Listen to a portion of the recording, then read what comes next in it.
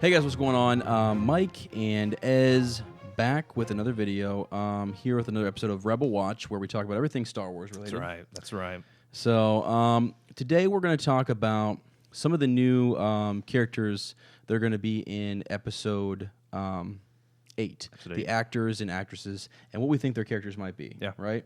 So it's sort of a theories video where we're just going to kind of roll off. There's been a lot of speculation and theories out there online about who these characters might be, who they're playing, what their roles are, and so we're going to join in on that conversation. That's right. So the first one, can never pronounce his first name right. Go for it, Mike. Benicio Del Toro. Thank you. I call him old Ben Del Toro. All right. You mean old Ben? I mean old Ben. Okay. It's not a name. That's a name I've not heard. Yeah. Anyways, he's described as the Man in Black. So our first thought, because we love watching Rebels, That's right. and I just think this would be crazy cool. It will be, and it's a newer theory out now. Yeah, it is a little bit newer. Yeah, Ezra Bridger, possibly. Could be cool. And for a while there, I thought they're never gonna make some either subplot or huge plot with the Rebels characters in the films. Right. But they did it in Rogue One with Saw Gerrera. They did. They did. It was slight, but they did it. And also, if you for your mainstream viewer, I mean, watching Star Wars, someone mentioned this in our comments actually, and so we love it when you guys comment. Please keep doing that. Someone mentioned in one of our other theory videos that they were able to develop all brand new characters in Rogue One in one movie. So why couldn't they introduce Ezra Bridger in Episode 8? And we already kind of know some of his backstory. We know about Rebels and maybe him falling to the dark side or what have you. Or just being ambiguous in a sense. So they describe him as the Man in Black. It's interesting that Del Toro is about 49, and they say, we looked at the timeline on this, that Ezra Bridger would be around 50, around 51, 52. It could work. Yeah. It could definitely work. So it could totally work. One thing that I think is really interesting, which we weren't thinking this to begin, I still think that Rey is Luke's daughter, but some people are saying that Ezra Bridger could be Rey's father.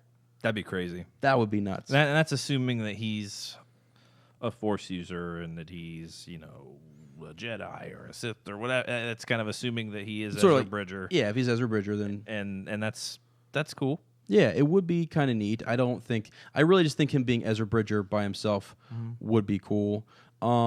He's definitely fully capable, at least of what we see in Rebels, of going out and not living by a Jedi code, which I don't even know if Kanan has even gotten to that kind of Jedi philosophy with him. It's more they don't have time. Right. They're just trying to form this rebellion. Interesting. I just sort of thought about this is that, Ezra Bridger, I have my own theories and thoughts on the Knights of Ren and how maybe if Sabine Wren is killed and the forming of the Knights of Ren. How long has the Knights of Ren been around? And does Ezra become the head of that? And maybe this is an organization that's been going on for a long time, and Kylo then usurps him in a sense and becomes the leader of the Knights of Ren, and maybe he's that outcast leader. Yeah. Maybe the Knights of Ren weren't always a bad group. They're just this other group out there that's trying to carry on. And maybe Snoke's convincing him to go to the dark side. That's what it seems. Maybe this Del Toro's character is kind of this middle kind of ground guy. And maybe he knows Kylo. Maybe he knows the Solos. Maybe. Yeah. Exactly. So it's all just sort of, I think that would be the coolest thing for Del Toro. We're going to go through more of who he could be, but Ezra Bridger sounds pretty cool to me. It does. So. I think that's kind of what I'd like to see. It's sticking right now. Yeah. And it's kind of new. So the other thing that we're going to go, and this is also kind of new, and people aren't talking about it, is Empire's End. It's coming out February 20th, right? Yes. New book. We're going to read it and review it right here on Let's Look It Up. Yeah. Gallius Rax. And this whole story with him meeting Palpatine on Jakku. Who is he? Could Del Toro's character be Gallius Rax? It could.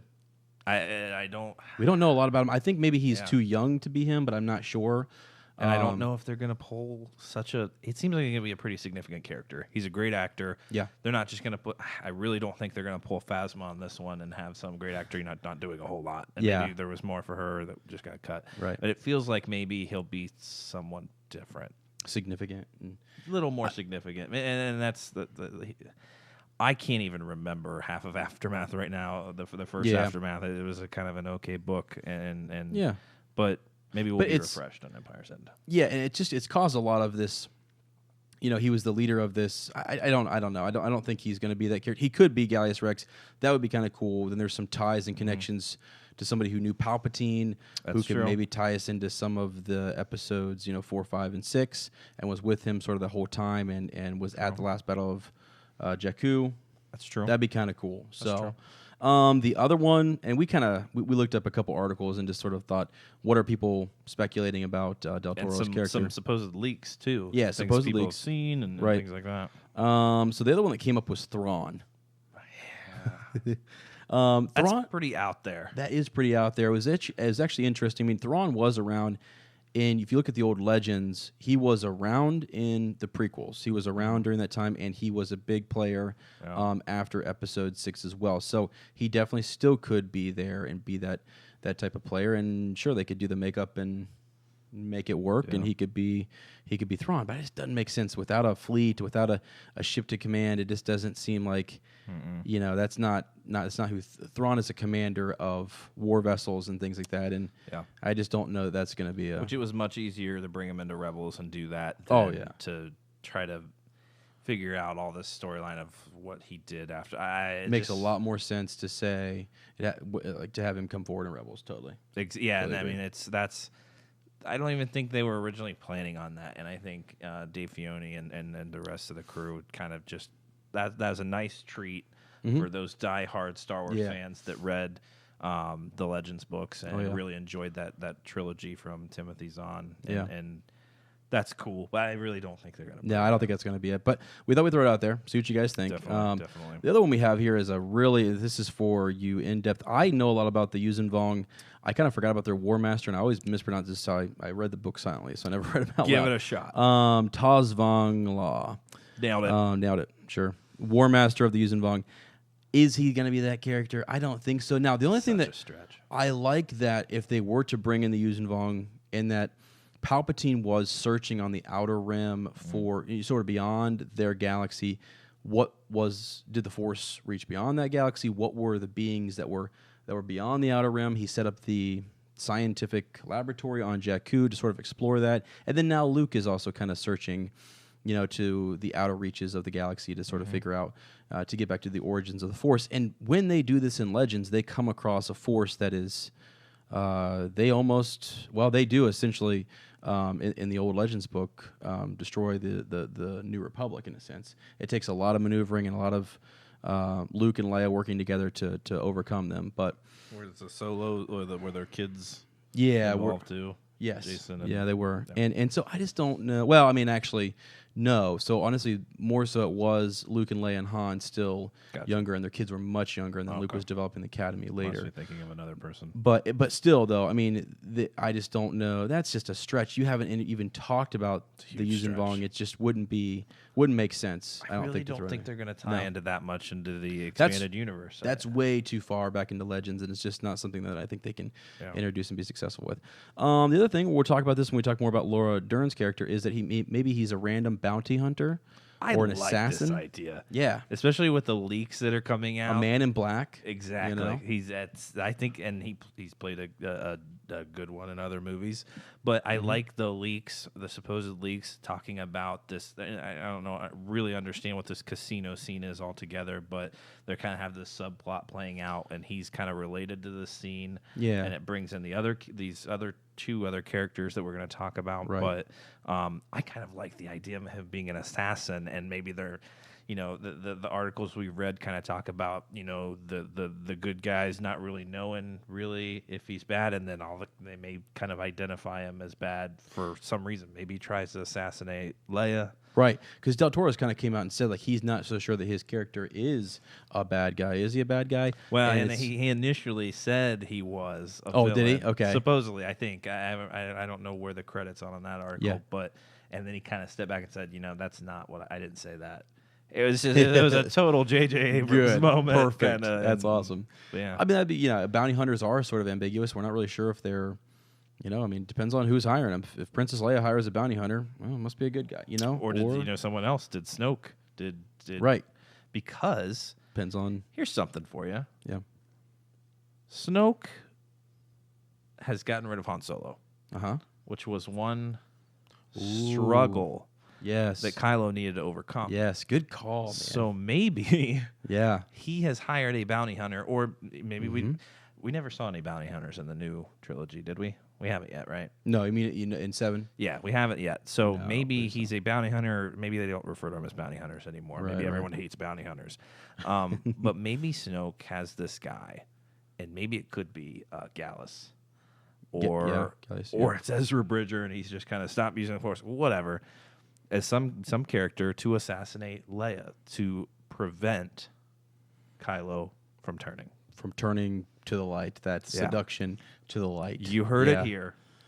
Maybe. I have not. That's pretty cool. That just hit me. That's pretty cool. I mean, because it's sort of that last obstacle, or maybe, but Snoke wanted him to face Han on his own, but maybe it's sort of like we have to accelerate this process. We're taking Leia out. We're done with this. Maybe he's seen things out of Kylo here at the beginning of Episode 8. We'll see Kylo struggling with it because we've heard rumors that Kylo's going to struggle with this internally, and he already is. He already knows he is. Yes. So and I mentioned this in another video, who's most likely to bring Kylo to the light side other than his mother? Mm-hmm.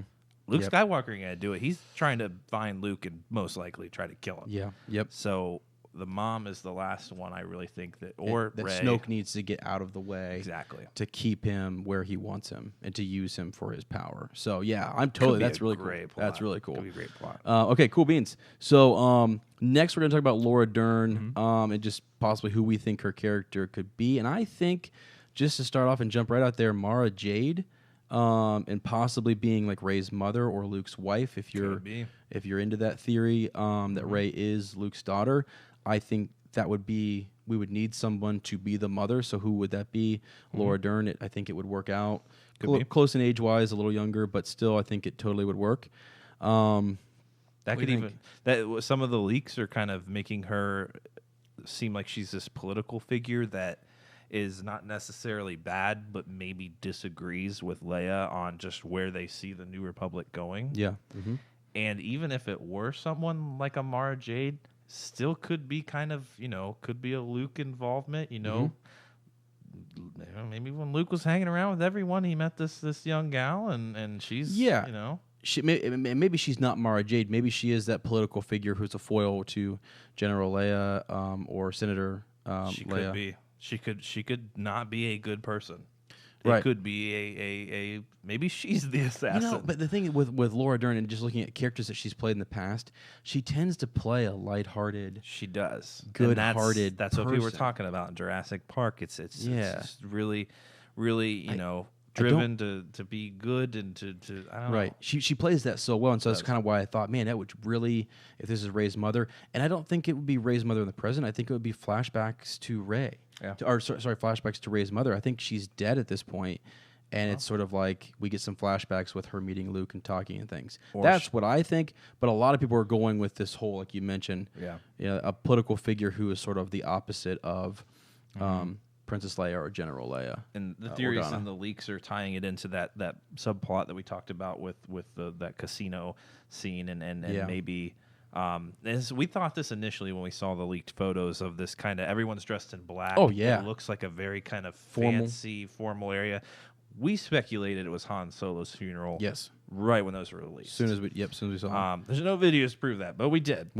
And some of these leaks are now saying that maybe an assassination attempt is going to take place at the funeral. Right, which would be very public. Right. It would really prove a point. I think that's going to happen. I definitely think that's going to happen. I mean, we saw there someone actually living in that area wherever they filmed those scenes took a video from their window of this car shooting by. Yes. Kind of like escaping. With a couple explosions around it and things like that. Yeah, that was really cool. So maybe it all ties in. Maybe there is an attempt at assassination and they're getting away at that point. Maybe it's either Del Toro Del Toro. Yeah.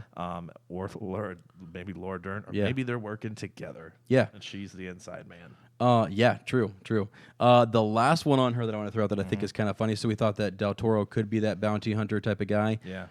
Maybe Laura Dern's character is that bounty hunter. Absolutely. Type That'd of be character, crazy. which would be crazy, which would be kind of cool. Maybe she's the daughter of Boba Fett. If you actually read some of the old books with and the Bounty Hunter series, there was 3 of them. It was a trilogy, and Boba Fett comes back from the Sarlacc pit, and he is, I think he's intimate with some people, and he has a little bit more, like life.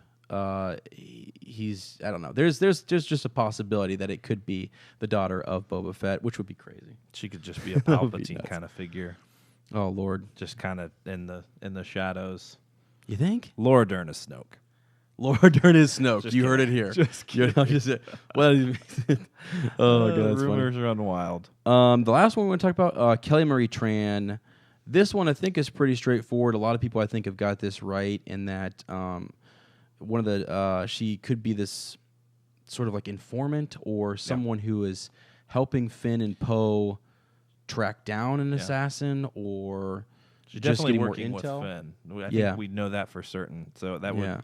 I don't know really much about her, but and the love interest. This is what kind of this blew me away. Is that people were really thinking and speculating that she could be some sort of love interest for Finn, and that does kind of make sense because if Rey is sort of is mirroring Luke Skywalker in 4, 5, and 6, then Rey doesn't have that love interest, and Finn is the character that's going to go through that love interest with someone else. But we just didn't get to we didn't get to see this character, like we didn't get to see Kelly Marie Tran, in Episode 7 like we did Han in Episode 4. So I don't know. I mean, another love triangle just like Han, Luke, and Leia, and then John Boyega ends up being Daisy Ridley's brother. Yeah, it would be great. It would be great. It's just when we want to replay these old trilogies, let's stick to it. Let's really stick to it. Let's make some parallels. And they were kind of tying her in. The leaks are tying her into that scene once again, that casino kind of assassination attempt. That's what people were theorizing. They're kind of tying her into kind of being an informant to help Finn stop the assassination, which I think that would be really cool. That would be cool. That would be really cool. Or to hunt down or catch the assassin later on, or to stop it. Either way, she's somehow going to be become part of the team. So, and that would be a really cool. That would be a really cool, intense. Because what we've heard about Luke Skywalker, and I know this isn't kind of really related, but he's on Ahch-To. A lot of Luke and Rey are going to be on Ahch-To. That's what we're hearing. Right. So what a cool, because that might be kind of boring. It'd be good history. Oh, sure. And they might show kind of flashbacks, but this would be a cool, like, right now plot, just assassination attempt. That would be so great. It really parallels. Complement it nicely. In Episode 5, when Luke goes to Dagobah and he has to train with Yoda. Yes. And then you've got Han and Leia and Chewie running around with all the action-packed sort of stuff, and then maybe Rey senses Finn and Poe are in danger, has to leave training. There we go with another parallel. Definitely a trap, just like on Cloud City. Exactly. Yeah, that could be really cool. So there you have it, guys. That's just sort of our take on those 3 characters, the big ones that are coming out in Episode 8. Let us know if you agree, disagree down in the comments. We appreciate that, and we'll try to get back to you as soon as we can on the comments. But Please, if you like, keep commenting. It's so much fun, guys. Like, we love to respond to your comments. We read every single one, and we love it. We really do. It's a good time. So, all right, guys. Thanks. If you like this video, please subscribe and like, and stay tuned for more content. Thanks.